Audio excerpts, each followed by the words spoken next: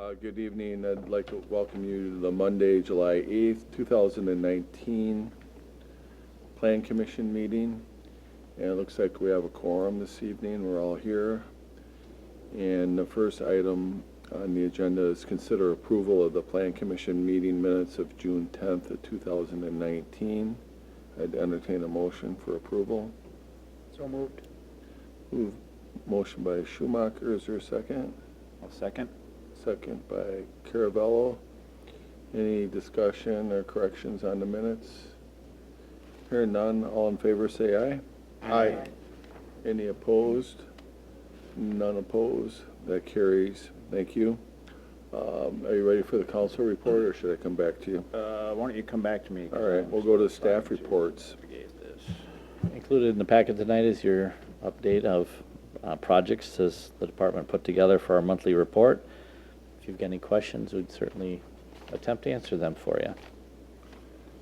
Are there any questions about the status of the development? Any word on the hotel at this point? Nothing that we heard other than what's been reported at the previous meeting that they made a presentation to, that they're hoping this summer. I still haven't seen a permit request yet. They did update their stormwater management permit that had expired, so they resubmitted and paid for that. So that part of it is still active. And I will add, I believe they're going to be at Finance Committee tomorrow night to talk about the TIF request on Phase 2. So there might be an opportunity to get an update there at Finance. Any other questions about status report? Hearing none, we'll move on to the council representative report. Alderperson Caravello. I'm still trying to. The ninth.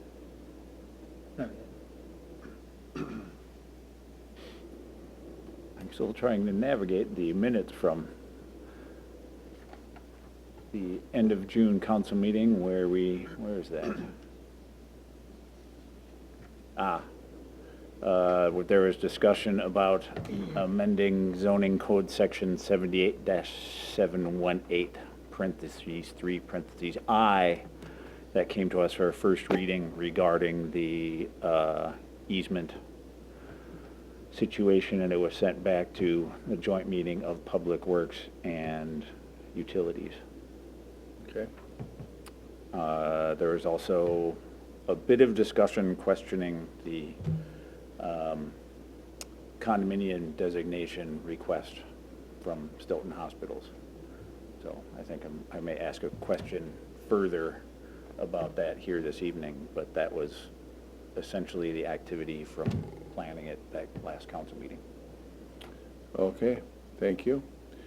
That takes us to item number 5, which is a request from John Peterson for approval of preliminary condominium plat at the Hamilton Street Apartments, 1117 Hamilton Street. You want to start us off, Director Shield? Sure. This has actually been published as a public hearing notice too, so there will be a public hearing as part of this for comments to be received from the public.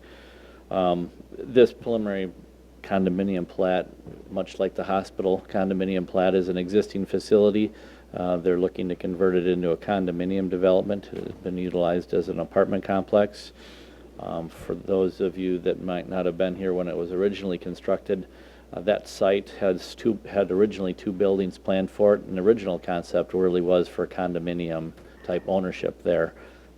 It began as a residential rental unit facility, and now they're looking to convert it into ownership properties.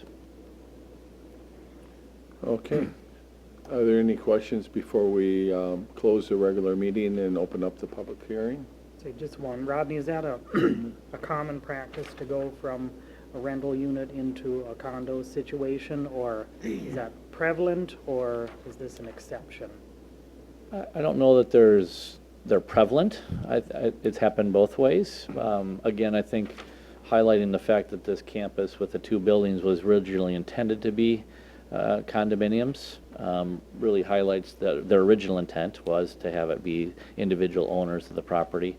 or individual units. So I don't know if there's a preferred route. Oftentimes, I think when they're marketed the first time, they know that they want to go rental or not. In this case, the market had taken a significant change. Right.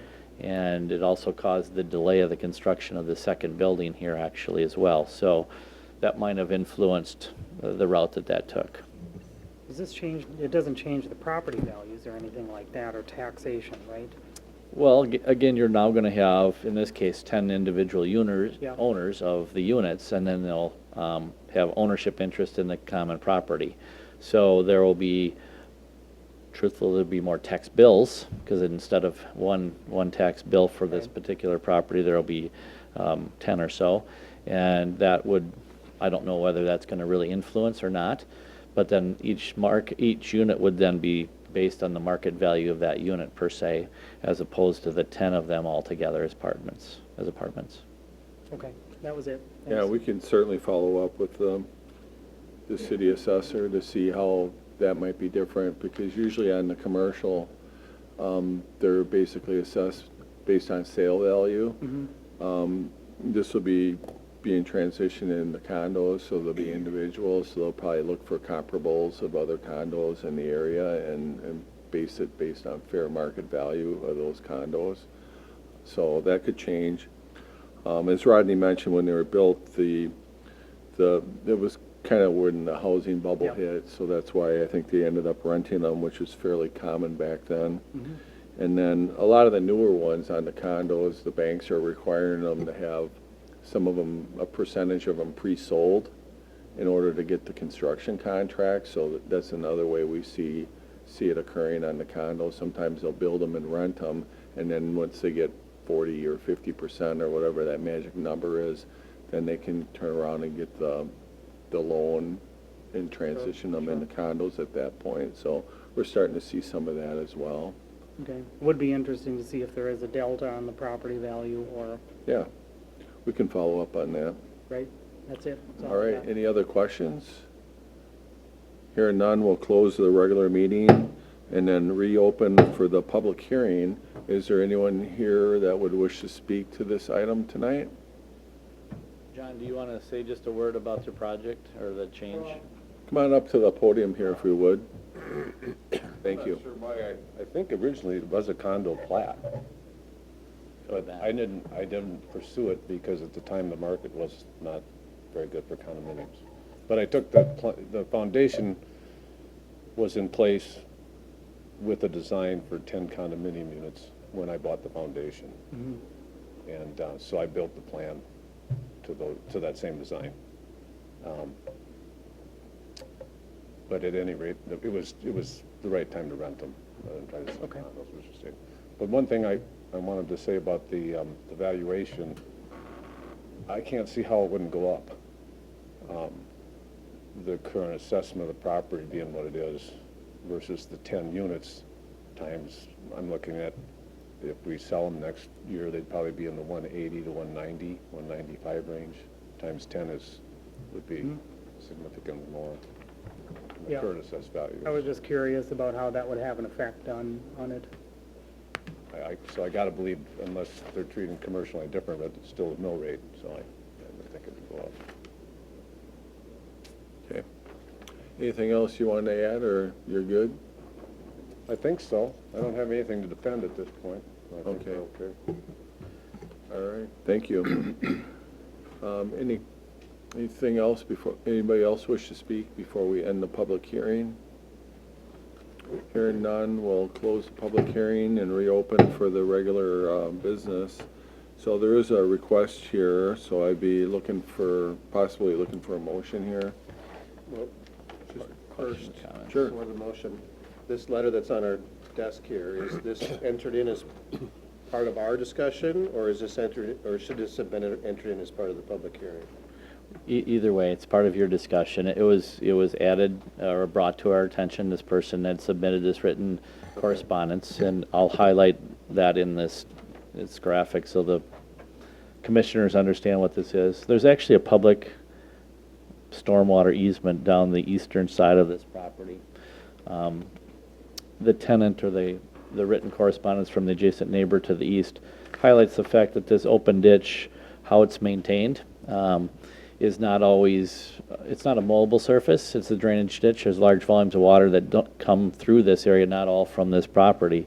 And as the mayor highlighted before the meeting, actually, the city actually does assist and do some maintenance here on occasion. We probably need to reinforce that issue, both at a local level and working with the property owner to get in there to do that.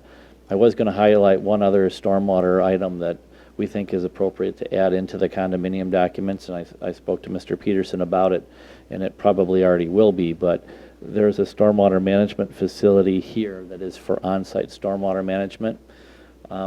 There is, that runs with that property, an obligation to maintain that, and it's probably appropriate to include that obligation to the condominium association so that they understand what that is. And John's going to look at trying how to see how that would fit into the condominium docs before the final plat would be submitted.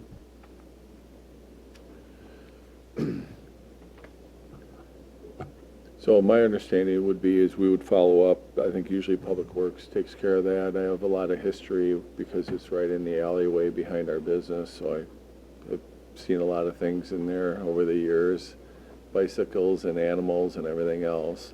So we're definitely aware of it.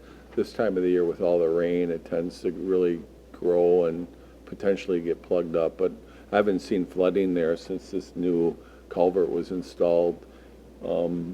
Prior to that, there was a year where it flooded the back alley all the way into the liquor store. So it's definitely been an improvement, but it could be tidied up a little bit more once in a while. Any other questions or concerns on this one? Okay, so I believe there's a resolution in the packet for consideration. I'd look for a motion.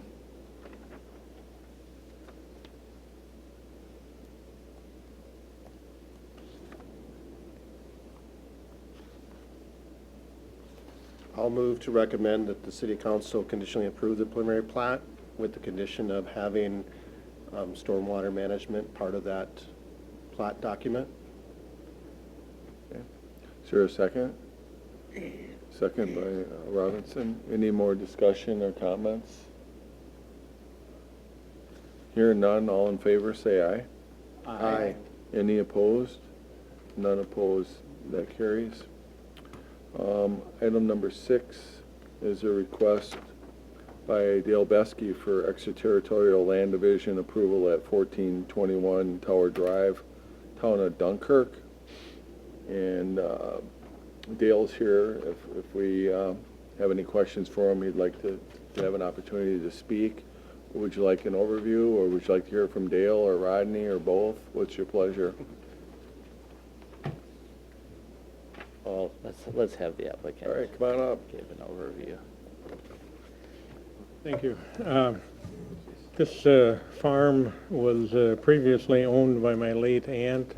She has donated it, or she basically in her will requested that a charitable trust be set up to own and then sell the farm and provide scholarship money.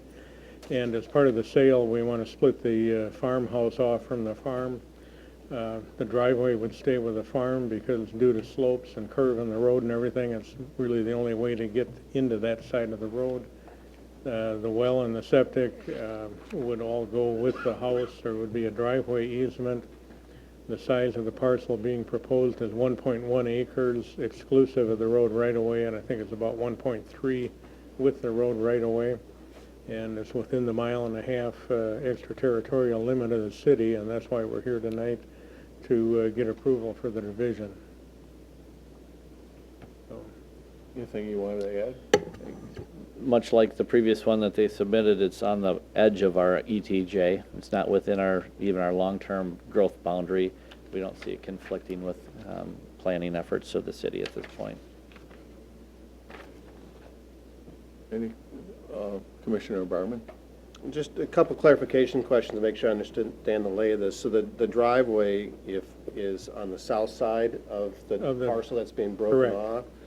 And so the barn itself, is that considered to be part of the farm operations, or is that just kind of an outbuilding for It- the house? It's an old shed that hasn't been used for farming for many Okay. years. So outshed is probably more accurate than a barn? Yeah, and it's really being used more as a garage than a shed I gotcha. by the current renters. All right, and so when you're talking about the easement, the house, access to the house would be along that drive that Would would be stay through with that, the farm, correct. and then they would come off of that. Right, and that's how they access the house now. After that driveway curves to the north, there's a drive that goes toward the house where they typically park, or they can go Okay. into the shed, which is an old corn crib, actually, but. Thank you, appreciate that. Any other questions or comments, or? So we're looking for a recommendation for this one to go to council.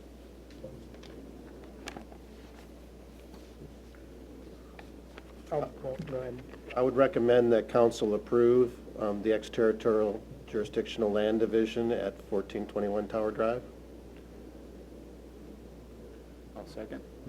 Second by Caravello. Last call for conversation. Hear none, all in favor, say aye. Aye. Any opposed? None opposed, that carries. Thanks for coming in. Okay, thank you. Good night.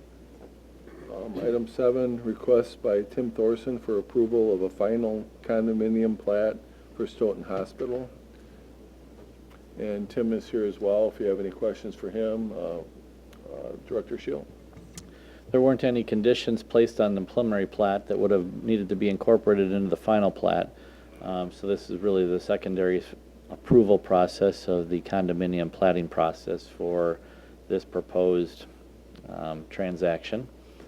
I heard that there might be some additional questions for our hospital folks, and they're here represented as well if there's questions for them. If we could have one of them step up to the microphone, I do have Chris, I think a question for these guys. Yeah, hi, I'm Chris. I'm the Vice President of Facility Operations for the hospital. Been with the hospital 17 years or so. So happy to answer any questions you have. All right, thanks, Chris. I guess the most basic question has been why the condominium designation as opposed to something else that kind of, people have a. Sure, so if you're looking at the diagram, you see Unit 1, Unit 2, and like any building projects that we have, a lot of those are financed in healthcare through bond issuance.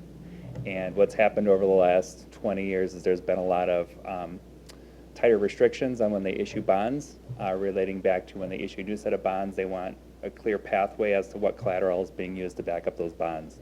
And so when the 1995 edition was built, which you can see Unit 1 and Unit 2 was part of that 1995 edition, subsequent projects that went along with those additions were refinanced, and there were new bonds that were issued. And so what this does is it calls it out as far as a formal condominium plat, or in essence, two parcels of land that are connected. And that's why we're asking for the change. This came about really actually back in 2015 when we did a $14 million renovation on the day surgical suite and did some renovation on the emergency department. One of the financiers came back to us and said, okay, well, we're approving it, but you guys really have to tackle and you have to differentiate this out. So that's why we're really here tonight. So there's no, one question somebody asked me was something, if something was going to be divided or parts of Stoughton Hospital were going to be sold, or if there was going to be some sort of merger where another entity was going to be owning parts of Stoughton Hospital. Yeah, we had questions from, I got calls from the neighbors too about that. Well, I think some of the neighbors got excited because they were eyeing up a nice view of the Yahar River. And no, it's nothing like that. This is simply a financial thing on the backside of the house. Okay? Thank you. Sure.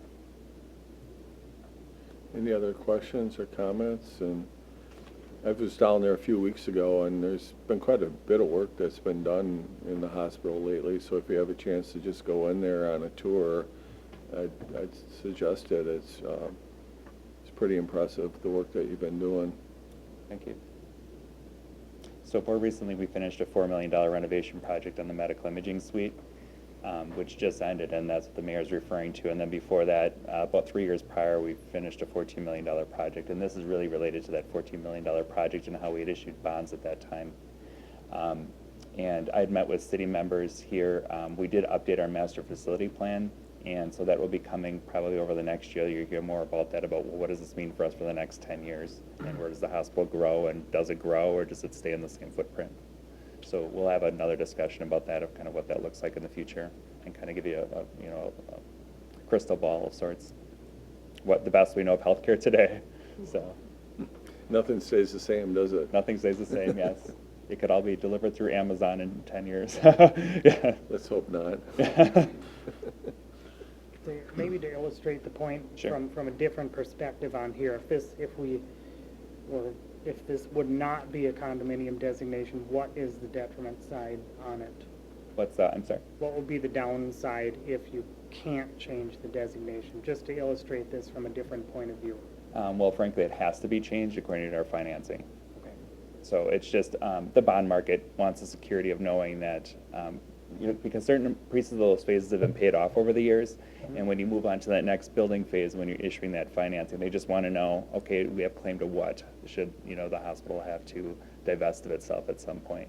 So it's just good management, good banking on their side, frankly, Okay. so. Okay, so we're looking for a recommendation to the council. There's a resolution in the packet. Anybody interested in making the motion to that effect? All right, I will make the motion to recommend to council we're conditionally approving the final plat for Stoughton Hospital. Now, second. And a second by Caravello. Any more questions? Hearing none, all in favor, say aye. Aye. Any opposed? None opposed, that carries. Thanks, guys. Thank you. Item 8, request by Jim Halbach for downtown design overlay zoning district renovation approval to replace a front wall sign at 317 South Division Street. Well, the materials in your packet highlight another item that we found in our endeavors out there. So we found this sign that had been installed without a permit, and we are now presenting the information that was submitted for that particular property for this signage. There is not a representative here to speak on it. It seems like they were here They to were. get some stuff approved, but they must have overlooked the sign. Is that what occurred, or they didn't realize? I can't speak for them on what they Okay. did or didn't do. I didn't know if you had any contact with them. My recollection is the last time we dealt with this particular building, it was because paintwork had been done Yeah. without a permit as Wasn't a well. signage. It looks like they opted for a name change. That much is obvious, but that's about all I know of it. So, I mean, I do know as of this afternoon, there was no sign there. Oh, they took it down? As of this afternoon, there are 3 fluorescent light bulbs, and that sign is not there. Okay. Or it fell out, because this, Or it fell out, oh, and yeah, the old sign was simply like cut out, and they stuck this that's this what it looks inside. like. This entire piece is not there? Is that what you're saying? The housing for it is there, the rectangular housing for it, but Face is gone. the This face is gone. 1933 speakeasy and that graphic there is not there. Sweet. okay. So I guess, the issue is, number one, is it consistent with our ordinance? I guess we could start there. And, Well, this, I guess I'll chime in first, if that's okay. okay. Yep, go ahead. If this was a proposed new sign, I would say it's not consistent, because I think the way the ordinance is read, or is written, you would typically have the sign continue across the top of both of those 2 windows, rather than being limited to the space it is, and plus it's not even centered the way it's laid out. But the fact that they're just modifying an existing sign and existing housing, then it's treated a little bit differently, I think, in the way this is worded, which is why you highlighted renovation. It's not really a historic sign in the sense it's tied to the initial vintage of the building, but it's an existing sign. And so, as a commissioner and a property owner in town, I understand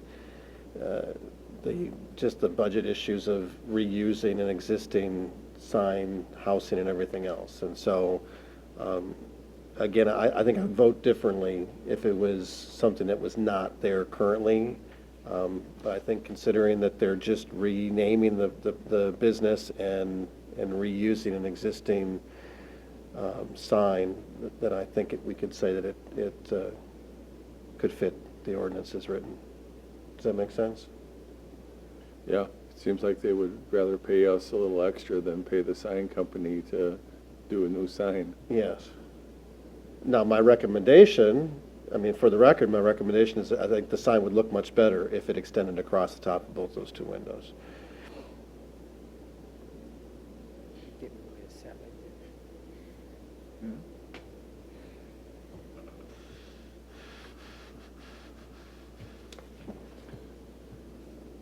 Okay, so I guess the question is are you guys, willing to approve the sign as is? And if you do, we'd entertain a motion. It looks like they would have to pay a fine for our fine work on finding it being installed without the permit, so it would be conditioned on collecting that fee. I'd so move, if you like. Okay. I think just what you said. All right, motion by Seltzer, a second.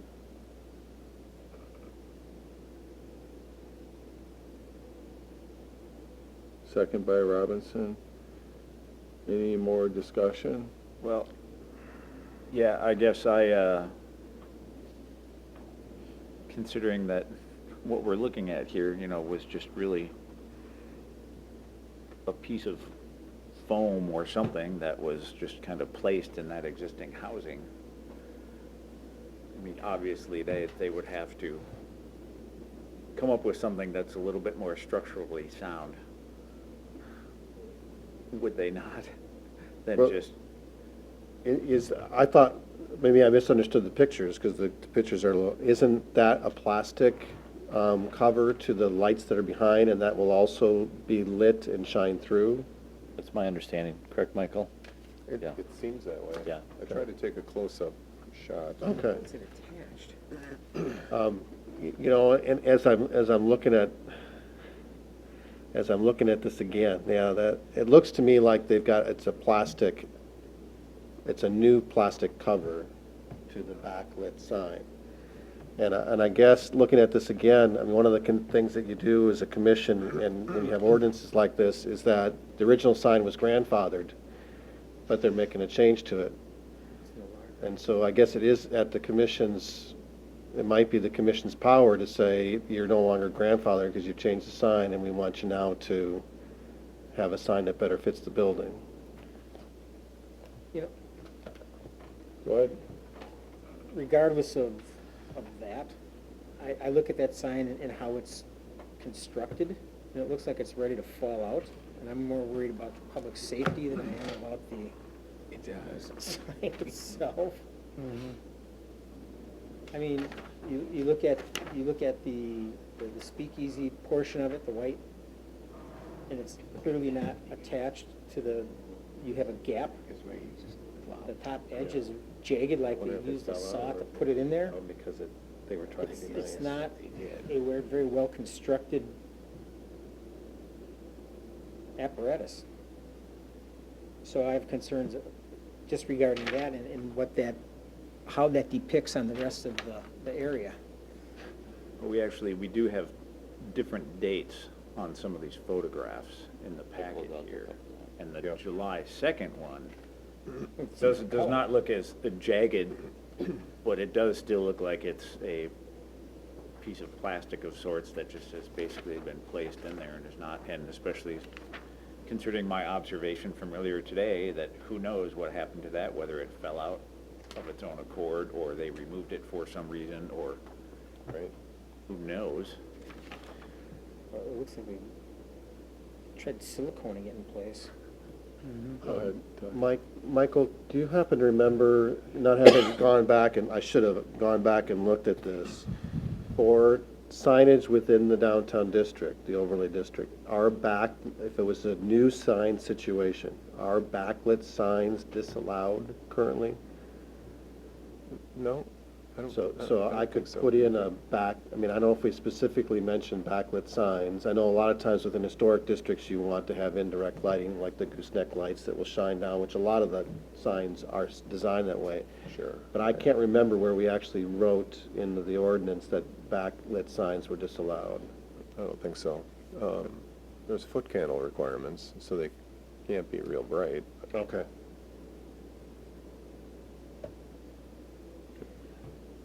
Go ahead, Tom. I think we're getting into something that we would best leave alone. I don't mean that I wouldn't like to see a nicer sign there, and yes, it's run down, but this is it's a business. They don't, I don't want to say any more about it. It's their decision. And I don't think we want to get into the position where as a committee that we're going to tell people we don't like the condition of their sign or its serviceability or anything like that. Danger, yes, but I don't think we're here for that purpose. It would be a danger if it fell down, but it's probably not. I don't think we want to be going out and singling out businesses and saying whether their signs are safe or not for just because they applied for a permit or something. Obviously, if a sign is not safe for the public, we want to let them know that. But I think we're trying to push this a little too hard. It's been there a long time, as far as I know, although I've only been here 10 years. But I don't see that we have a reason to do anything at this point. Any other questions or comments? Otherwise, there is a motion on the floor. All in favor, say aye. Aye. Any opposed? None opposed, that carries. Future agenda items? I can think of a couple. Mr. Gentili, you'll recall, was before us with a conditional use on the corner of Van Buren and Main Street. Staff did meet with that property owner subsequent to after the meeting, a couple of weeks after. We requested updated information, more detailed, like we discussed during the meeting. None has been submitted to date at this point, so that may come back at some point. So that's where that one is. Bob Dvorak has submitted an annexation request for lands near the Eggleston's Woods, or actually north of the Eggleston's Woods, area north of Highway 51, or I'm sorry, north of Rutland Dunn Town Line Road, but west of Highway 51. So if you remember the old McFarland State Bank way out in the curve, kind of across Highway 51, there's a tract of land that he owns. It's under an LLC, but I believe it's Dvorak something LLC. We're reviewing that. There was an initial opinion supplied by the Department of Administration that it was against the public interest for that annexation request. There's some technical issues related to creating an island that seem to have been not probably drawn to able to get a clean review. The applicant at this point has indicated they want to try to rectify those issues before it's pursued more aggressively here with the city. Of course, the annexation request has been submitted, but they've essentially put the brakes on long enough to allow them the opportunity to see if they can remedy that finding by the DOA before the city pursues action on it. So I'd expect that to be in likely the August meeting. And as Phil mentioned earlier, there's going to be a joint meeting with Public Works and Utilities regarding the Chapter 78 and the issue with the easements and the fences and that whole conversation. I think that will possibly come back here, or is that going to go right to council, or what are you thinking? Just background for the commissioners, there was a recommendation to remove that from the ordinance. Subsequent discussions and inter-office communications and legal discussions have been taking place. There may be a staff level recommendation to not change the ordinance at this point, to leave it in place as it is, and that's going to be presented to the Public Works and the Utilities Committee as it came out of council, to vet that out a little bit more. So at a minimum, it would get reported back out to the Plan Commission about action, but the recommendation from planning, or from the Plan Commission, was to make that modification. So we'll see how that flushes out as part of those upcoming meetings. That may come back here, we don't know yet at this point, whether it'll need to. Okay. Was a date on that joint meeting set yet, or I know there were? July 18th. July 18th, Yeah, okay. I believe it'll be at Public Works Building. Yeah, I That's think right, it's right. trying to, yes, I think it's intended to precede the regular Public Works meeting, or jointly with that at the same time, so. So we'll keep you posted on that. It's possible that the venue could change. We'll have to talk about that.